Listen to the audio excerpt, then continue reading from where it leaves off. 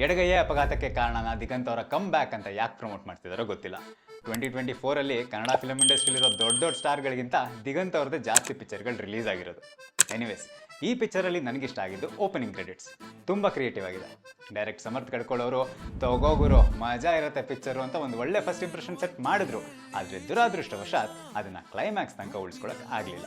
Majority ಬಲಗೈಯವರೇ ಇರೋ ಈ ಪ್ರಪಂಚದಲ್ಲಿ ಮೈನಾರಿಟಿ ಎಡಗೈಯವರಿಗೆ ಏನೆಲ್ಲ ಕಷ್ಟಗಳಾಗುತ್ತೆ ಅನ್ನೋ ಕಾನ್ಸೆಪ್ಟ್ ಇಂಟ್ರೆಸ್ಟಿಂಗ್ ಆಗಿದೆ. ಆದರೆ ಪಿಕ್ಚರ್ ಮುಗಿಯೋ ಅಷ್ಟರಲ್ಲಿ ನಂಗೆ ಅದ್ರ ಮೇಲೆ ಯಾವ ಇಂಟ್ರೆಸ್ಟು ಇರಲಿಲ್ಲ. ದಿಗಂತ್ ಮತ್ತೆ ಧನು ಹರ್ಷ ಅವರು ತಮ್ಮ ಕೈಲಾಗಷ್ಟು ಆಡಿಯನ್ಸ್ನ ಹಿಡಿದಿಟ್ಕೊಳ್ಳೋಕೆ ಟ್ರೈ ಮಾಡಿದ್ರು. ಬಟ್ ಹೋಗ್ತಾ ಹೋಗ್ತಾ ಎಲ್ಲ ಸ್ವಲ್ಪ ಬೋರಿಂಗ್ ಮತ್ತೆ ಆರ್ಟಿಫಿಷಿಯಲ್ ಅಂತ ಅನ್ಸಕ್ಕೆ ಸ್ಟಾರ್ಟ್ ಆಗ್ಬಿಡ್ತು. ಜೋಕ್ಸು ಸೀನ್ಸು ಒಂದೊಂದು ಕಡೆ ವರ್ಕ್ ಆಯಿತು ಅಷ್ಟೇ. ಇದು ಓವರ್ ಆಕ್ಟಿಂಗ್. ಕ್ಲೈಮ್ಯಾಕ್ಸ್ ಅಂತೂ ಸರಿ ಒಂದು ಮಾರಲ್ ಸೈನ್ಸ್ ಲೆಕ್ಚರ್ ಕೊಟ್ಟು ಮುಗಿಸ್ಬಿಡೋಣ ಸಾಕು ಅಂತ ಯೋಚನೆ ಮಾಡಿ ಅರ್ಜೆಂಟಲ್ಲಿ ಮುಗಿಸಿರೋ ಹಾಗಿದೆ. ಫಸ್ಟ್ ಹಾಫಲ್ಲಿ ನಿಧಿ ಸುಬ್ಬಯ್ಯ ಅವ್ರ ಜೊತೆ ಒಂದು ಚಿಕ್ಕ ಸಾಂಗ್ ಇದೆ.